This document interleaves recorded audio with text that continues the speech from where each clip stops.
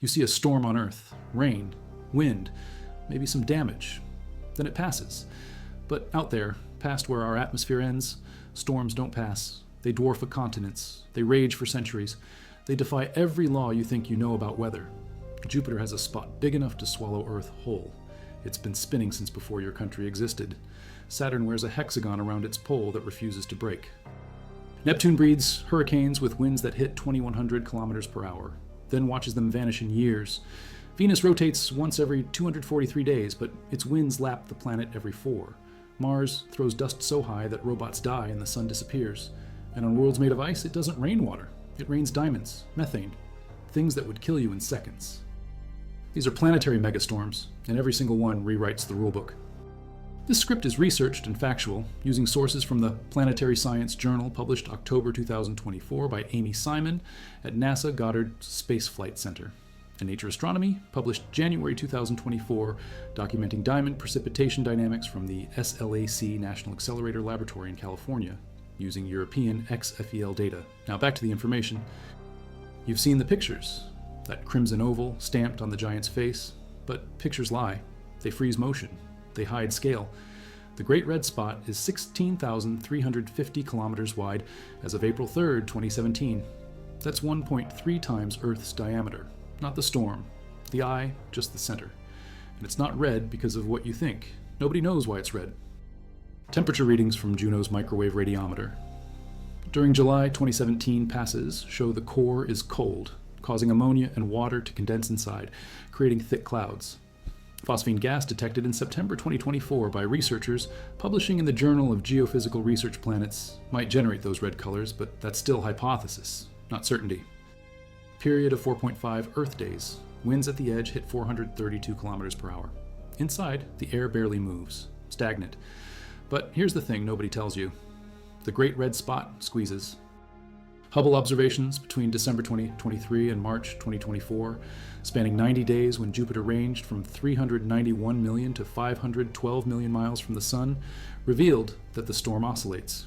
It jiggles like gelatin, squeezing in and out at the same time it speeds up and slows down. The cause of this 90-day oscillation? Unknown. No hydrodynamic explanations exist yet. Amy Simon, lead author at NASA Goddard Space Flight Center in Greenbelt, Maryland, stated in the Planetary Science Journal published October 9th, 2024, "We didn't expect to see the size oscillate. As far as we know, it's not been identified before. That's how far down the winds still blow at 50% of surface velocity before decay starts. The storm has no ground to hit, no friction to kill it, just hydrogen mantle below, atmospheric eddies above, cycling angular momentum with nothing to oppose it. Studies predict it will keep shrinking before stabilizing into a less elongated shape. But models from July 2024, published by Keaveney, Lackman, and Dowling, using the explicit planetary isentropic coordinate model, showed that feeding the Great Red Spot smaller anticyclones actually makes it grow larger. Between 2019 and recent years, the storm absorbed 24 smaller anticyclones per year, compared to just a couple before 2019. It's getting buffeted, and nobody knows if the shrinking will reverse. A June 2024 study published in Geophysical Research Letters by Agustin Sanchez La Vega concluded that the permanent spot observed in the 17th century probably disappeared, and the current Great Red Spot formed sometime after 1830, becoming prominent after 1879. Different storm, same place, over 190 years old, not 360. At 78 degrees north latitude, winds organize into a hexagon. Each side measures 14,500 kilometers long. That's 2,000 kilometers longer than Earth's diameter. The structure rotates as one piece with a period of 10 hours, 39 minutes, 24 seconds, matching Saturn's radio emissions from the interior. It doesn't drift in longitude like other atmospheric features. It stays locked. The hexagon was discovered during Voyager 1's flyby in 1981. When David Godfrey pieced together images, Cassini revisited it in 2006. During Cassini's 13-year mission from 2004 to 2017, the feature changed color from mostly blue to golden yellow, likely due to increased solar radiation as Saturn moved from spring to summer, producing smog particles in the polar region. But the structure itself held. Deeper measurements from Cassini's visual and infrared mapping spectrometer at 5.1 micrometer wavelength, penetrating to pressures greater than 2.1 bar, detected winds exceeding 125 meters per second, suggesting the hexagon extends approximately 200 to 300 kilometers in depth. The hexagon isn't just cloud top. It's deep-rooted structure coupling surface winds to underlying atmospheric layers. The vortex eye spans about 50 times larger than a typical Earth hurricane, with maximum wind speed about double Earth's strongest cyclones. The upper stratosphere above this polar vortex reaches temperatures substantially higher than the rest of Saturn at similar altitudes, creating a warm polar vortex bounded by thermal gradients near 78 degrees north. The boundary? Hexagonal. Kevin Baines, VIMS scientist at NASA Jet Propulsion Laboratory, described it in 2009 Planetary Science publications as the belly button of Saturn. But it's not a hurricane. Hurricanes on Earth feed on water and surface heat. This feeds on something else. The mystery isn't that it exists. The mystery is why it's six-sided. Laboratory experiments using rotating fluids published by Aguiar in 2010 demonstrated that stable polygonal patterns can emerge when outer and inner flow velocities differ slightly, producing standing wave effects. Mathematical models, applying barotropic instability theory to Saturn's circumpolar jet at 78 degrees north, combined with the polar vortex system, create conditions where wave number 6 perturbations become the preferred mode. The number of sides depends on rotation rate and latitude, both influencing the effective Coriolis parameter. Saturn's south pole has a vortex too, observed by Cassini ISS on October 11, 2006, from 5.6 Saturn radii with unprecedented 20 km per pixel spatial resolution. The southern vortex shows similar size and cyclonic structure with winds exceeding 135 meters per second at 88.3 degrees latitude. But no hexagon, just circular. Why does the north get geometry and the south doesn't? Theories point to atmospheric composition variations between hemispheres, seasonal effects from Saturn's axial tilt causing prolonged seasonal changes, or lack of resonant interactions between jet streams in the southern hemisphere preventing standing wave pattern formation. Nobody knows for certain. The hexagon extends vertically through multiple layers, originating around 2 to 3 bar pressure in the deep troposphere and reaching into the stratosphere up to approximately 300 kilometers above cloud tops near 0.5 to 1 bar level, corresponding to pressures as low as 0.5 to 5 millibar. A 2018 study in Nature Communications by Fletcher and team showed the emergent stratospheric boundary was hexagonal, suggesting the Rossby wave responsible for the hexagon's shape extends hundreds of kilometers from troposphere into stratosphere. Recent November 2024 observations by James Webb Space Telescope revealed unprecedented details of auroral features, including dark beads and asymmetric patterns in the stratosphere above the hexagon, providing new data on vertical structure. The hexagon isn't going anywhere. Cassini watched it through Saturn's equinox in August 2009, when spring arrived in the north and sunlight returned after 15 Earth years of winter darkness. Still there. Measurements continue through 2024, still holding. 13,000 kilometers by 6,600 kilometers, as large as Earth along its longer dimension. The storm isn't bright red like Jupiter's. It's dark, a hole, possibly, in Neptune's methane cloud deck.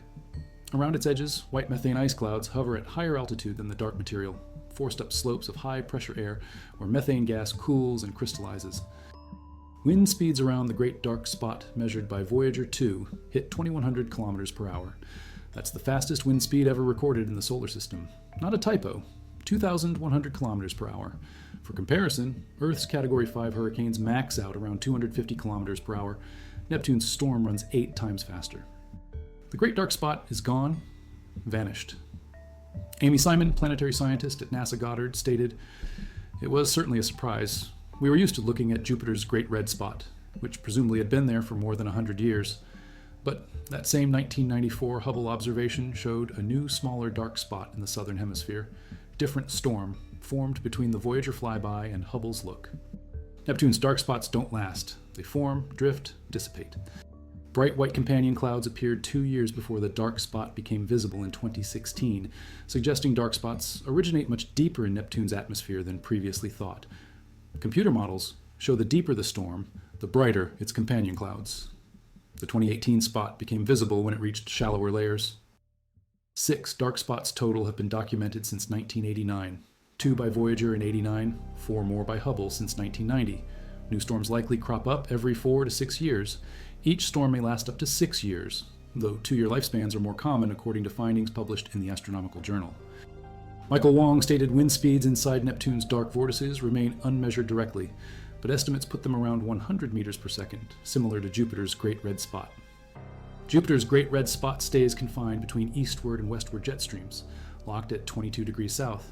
Neptune's winds operate in much wider bands, allowing storms like the Great Dark Spot to slowly migrate. One storm observed in September 2018, over 7,000 kilometers wide, was seen moving south. But January 2020 observations showed it reversed direction, moving north again. Scientists don't know why. Computer models suggest big storms nearing the equator can shed smaller vortices as they break up. This may explain directional changes, though observations were taken too far apart to witness the event directly. Earth's twin in size and mass, but Venus rotates once every 243 Earth days. Retrograde, clockwise from the North Pole, opposite to most planets. That's slow, slower than its orbit around the Sun, which takes 225 Earth days. A Venus day is longer than a Venus year. At cloud top level, approximately 70 kilometers above the surface, winds race around the planet in just 4 Earth days. That's super rotation. The atmosphere rotates 60 times faster than the planet's surface. Winds at the equator reach approximately 100 meters per second, roughly 360 kilometers per hour. At mid-latitudes between 40 and 50 degrees, jet streams push wind speeds to 140 meters per second, according to measurements from European Space Agency's Venus Express mission. By 2012, 6 Earth years later, those winds had increased to approximately 400 kilometers per hour, a gain of 70 kilometers per hour over slightly longer than one Venus year, which equals 224.7 Earth days. Igor Katuntsev from Space Research Institute in Moscow, analyzing Venus monitoring camera data published in 2013 in Icarus, stated, "This is an enormous increase in the already high wind speeds known in the atmosphere. Such a large variation has never before been observed on Venus, and we do not yet understand why this occurred." By 65 kilometers, equatorial winds reach 540 kilometers per hour, according to Royal Belgian Institute for Space Aeronomy measurements. Above that, wind speed decreases, dropping to near zero by 95 kilometers altitude. But at the surface, almost nothing. Surface winds move at just a few kilometers per hour, generally less than 2 meters per second, with average of 0.3 to 1.0 meters per second. The atmosphere at Venus's surface has density about 1/10 that of water, so even slow-moving winds exert significant force, transporting dust and small stones across terrain like a slow-moving water current. The mechanism driving superrotation remained mysterious until Japan's Akatsuki spacecraft, orbiting Venus since 2015, provided data published in April 2020 in Science by Takeshi Horinuchi of Hokkaido University. Analysis using ultraviolet images and thermal measurements revealed thermal tides driven by solar heating caused the superrotation to speed up. On Venus's day side, the atmosphere expands from solar heat, creating low pressure that drives strong winds. Slow-moving planetary waves and smaller-scale atmospheric turbulence act against thermal tides, slowing wind at the equator, creating complex balance. They're giant hurricane-like storms, 4 times larger than terrestrial hurricanes. Temperature at polar vortices runs 30 to 40. Kelvin colder than upper troposphere at nearby latitudes, likely caused by upwelling air and resulting adiabatic cooling. Clouds in the collars around vortices sit at 70 to 72 kilometers altitude, about 5 kilometers higher than at poles and low latitudes. Connection exists between cold collars and high-speed mid-latitude jets where winds blow as fast as 140 meters per second between 55 and 60 degrees latitude. These jets are natural consequence of Hadley-type circulation on Venus. During daylight, Venus shows flow of about 10 meters per second from equator toward both poles. This was discovered 40 years ago and ascribed to Hadley circulation, where atmosphere heated by sunlight at equator rises and flows toward high latitudes. But recent evidence shows contribution from thermal tides, fluid waves caused by atmospheric heating. To distinguish the two, scientists needed nighttime data. Akatsuki's infrared imaging, averaged across multiple images to reduce noise, detected temperature fluctuations of 0.3 degrees Celsius, visualizing atmospheric movement. Result? Flow in nighttime cloud tops from both poles to equator, opposite daytime flow. Motion occurred at same speed as daytime's reverse flow, resulting in almost no net north-south circulation when averaged over day and night. The equatorward flow at night occurs mainly from sunset to midnight. By June 20th, the storm completely encircles the planet. Planet Encircling Dust Event, PDE. After 14 and a half years and 5,352 souls, the mission ends. Dust killed it. That sounds fast, but thin atmosphere means even 70-mile-per-hour winds produce pressure too weak to knock over equipment. You wouldn't get blown away. But dust particles, once airborne, build up speed and pelt surfaces. They coat everything. They get into mechanical parts. They cover solar panels. Spirit rover, Opportunity's twin, got stuck in sand trap facing away from sun and didn't survive its third Martian winter after 2,623 sols. InSight lander, which arrived months after Opportunity's loss, was equipped with the largest solar panels ever sent to Mars. Designed for a lifetime of just over 1 Martian year, 669 sols, without any cleaning events. Dust accumulation ended InSight's mission too. Global dust storms on Mars happen roughly once every 3 Martian years, about once every 5.5 Earth years on average. The 2018 storm was the third planet-encircling dust event NASA witnessed in 2 decades of constant Mars observation. Previous events occurred in 2001 and 2007. The 2001 storm engulfed Mars when Mariner 9 arrived in orbit. Surface remained hidden for a month. The 2007 storm series lasted weeks. Opportunity survived that one, though power levels reached critical lows. Computer simulations suggest dust may have been lifted from one region near Opportunity and moved around planet by wind, entrained into Martian Hadley circulation with assistance from thermal tides, then entrained into Northern Hemisphere westerly jet. This encirclement marks the transition from regional to global scale storm, though mechanisms remain incompletely understood. Wind measurements during the storm came from Mars. Atmosphere and Volatile Evolution Mission, MAVEN spacecraft's neutral gas and ion mass spectrometer, and GIMS. These were first in situ measurements of thermospheric wind velocities during a Mars global dust storm, published April 2022 in Icarus.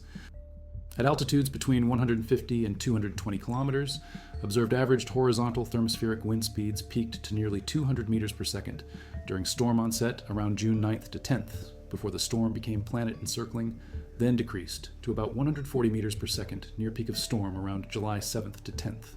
The cause of wind speed variation remains unclear. Orbit-to-orbit variability in velocities increased near storm peak. They found roughly 68% of major storms were preceded by sharp rise in surface temperatures. Warm, sunny days with more sunlight filtering through thin atmosphere and baking surface appear to help trigger storms. This is first step toward forecasting extreme Mars weather.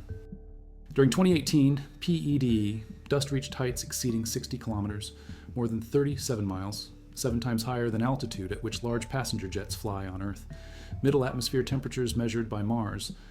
Reconnaissance, orbiters, Mars. Climate sounder at 50 PA pressure level, approximately 25 kilometers, showed evidence of storm influence by June 3rd. First evidence of impact on upper atmosphere appeared around June 8th. Storm became planet encircling by June 17th. Peak occurred around July 7th to 10th. Storm remained in mature stage nearly a month until July 18th, after which early decay stage began. Decay lasted through mid-September or longer. Gas giants. Jupiter and Saturn are mostly hydrogen and helium. Ice giants are mostly water, ammonia, and methane. But ice is a chemistry term here. At the temperatures and pressures inside these worlds, those compounds behave as fluids, and deep inside, around 5,000 miles below surface, something remarkable happens. It rains diamonds. But laboratory confirmation came in recent years. Scientists at SLAC National Accelerator Laboratory in California, led by Dominic Krauss and Mungo Frost, used high-powered optical lasers combined with X-ray free electron lasers to create shock waves in plastic materials and watch diamond formation in real time. Results published August 2017 in Nature Astronomy and updated January 2024 in Nature Astronomy documented the process. Pressure increases to more than 1 million times Earth's atmospheric pressure at sea level.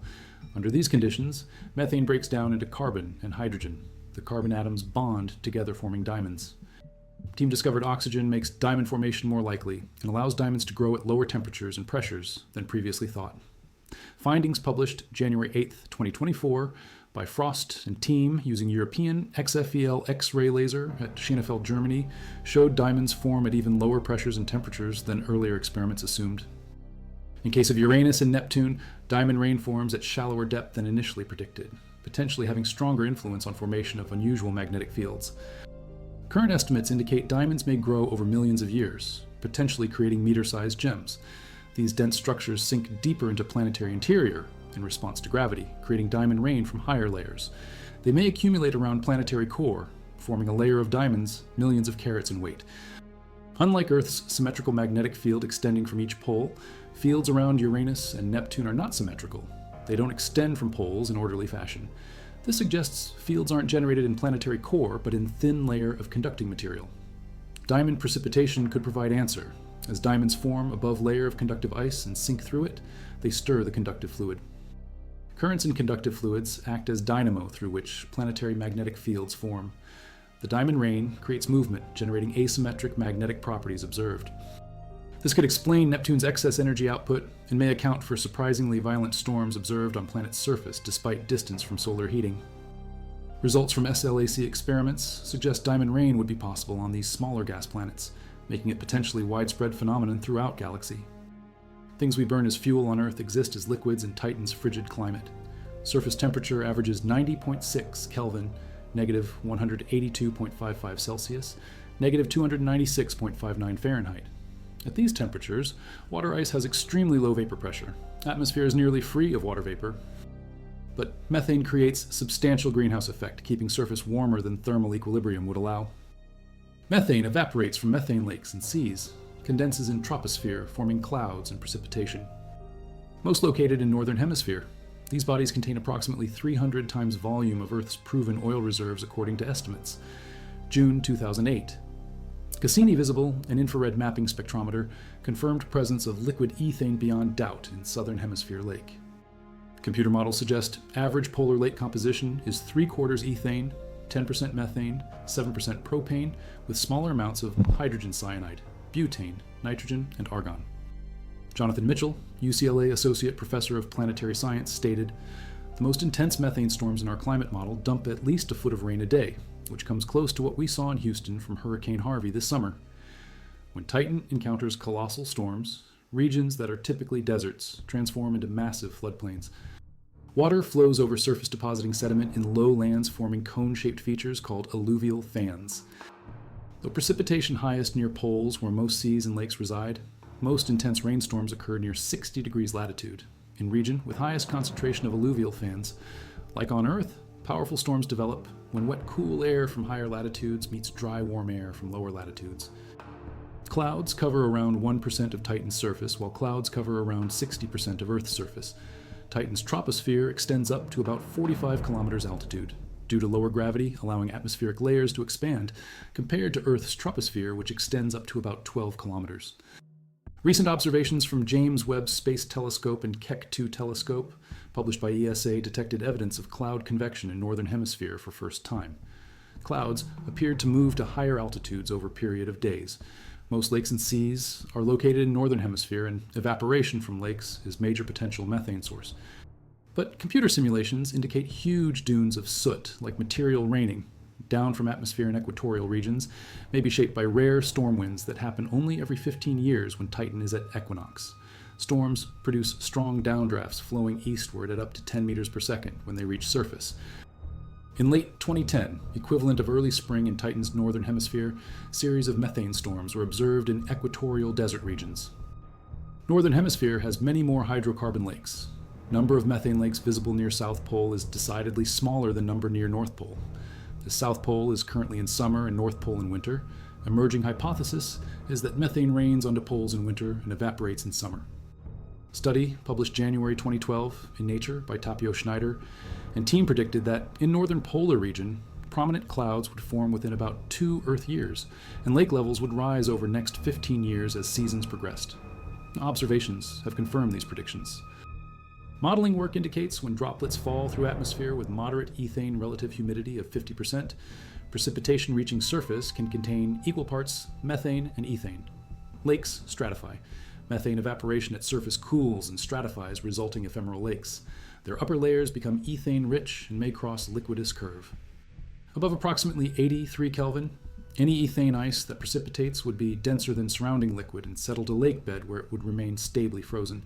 Evaporation of remaining lake liquids would eventually expose this ice deposit, appearing as rapid brightening of dark lake. This matches observations of Titan's phantom lakes, which appear and disappear over time. When methane is broken apart in upper atmosphere, some recombines to make other molecules that end up on surface, while some hydrogen escapes from atmosphere. A similar process occurred on Mars, where water molecules were broken up and hydrogen lost to space, resulting in dry desert planet we see today. Connor Nixon from NASA stated, "On Titan, methane is a consumable. It's possible that it is being constantly resupplied and fizzing out of the crust and interior over billions of years. If not, eventually it will all be gone and Titan will become a mostly airless world of dust and dunes." Venus spins its air 60 times faster than its rock, with winds that keep accelerating. Mars throws planet-wide dust curtains that kill robots. Uranus and Neptune precipitate fortunes in carbon that stir magnetic chaos. And Titan cycles liquid fuel through weather that mirrors Earth's water. Saturn's hexagon flows through uniform gas, so geometry holds. Neptune's storms drift free because bands are wide and friction is nothing. Venus's winds accelerate because thermal tides overpower planetary friction. Mars' dust reaches thermosphere heights because atmosphere is thin. Ice giants crush methane until it crystallizes because pressure runs 1,000,000 times what we know. Titan rains methane because gases become liquids at 90 Kelvin. We've sent probes to some. Voyager 2 in 86 and 89. Cassini from 2004 to 2017. Juno orbiting Jupiter since 2016. But most knowledge comes from watching at distance. Hubble, James Webb, ground telescopes, tracking winds from cloud movements, measuring temperatures from infrared. We've never flown through the Great Red Spot, never sampled Saturn's hexagon, never felt Neptune's winds. And yet the evidence piles. 90-day oscillations documented with unprecedented time resolution. Chemical signatures proving hexagons extend hundreds of kilometers vertically. Dark spot formation witnessed from birth.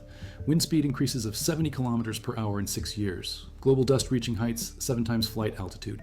Laboratory diamonds forming at pressures matching ice giant interiors. Methane monsoons dumping a foot per day. Cameras tracking clouds across 90-day periods. Gravity sensors probing 500 kilometers deep. June 2020 explained Mars' dust encirclement. April 2020 revealed thermal tides drive Venus superrotation. December 2024 showed warm temperatures precede Mars storms in 68% of cases. Jupiter's spot keeps squeezing on that 90-day beat, with winds hitting 432 kilometers per hour around an eye 16,000 kilometers wide. That's been there since at least 1830. Saturn's hexagon keeps rotating every 10 hours, 39 minutes, with sides 14,500 kilometers long and winds 300 meters per second strong, extending 300 kilometers deep through atmospheric layers. Neptune's dark spots keep forming every 4 to 6 years, drifting across latitudes with winds 2,100 kilometers per hour, before vanishing within 2 to 6 years. Venus's atmosphere keeps lapping the planet every 4 days, while the surface takes 243 days to rotate once, with winds at 140 meters per second and climbing. Mars keeps throwing dust 60 kilometers high every 3 Martian years, blocking out the sun and killing solar-powered robots. Uranus and Neptune keep raining meter-sized diamonds from 8,000 kilometers deep, stirring conductive ices that twist magnetic fields into asymmetry. Titan keeps dropping methane monsoons at a foot per day near 60 degrees latitude, feeding lakes that hold 300 times Earth's oil reserves. The winds, the temperatures, the chemical compositions, the oscillation periods, the formation rates, the precipitation dynamics, the magnetic signatures, the atmospheric depths. They're previews of what we'll find on exoplanets orbiting distant stars, and they're reminders that Earth's hurricanes, tornadoes, and blizzards are gentle whispers compared to what the universe considers normal. The methane will keep raining. In 2050, when missions we haven't designed yet return data from ice giants we haven't visited in decades, we'll know more. But we'll still be watching them spin, still measuring, still trying to explain why chaos organizes into hexagons, why storms persist for centuries, why diamonds rain in darkness 8,000 kilometers deep. And they keep raging whether we understand them or not.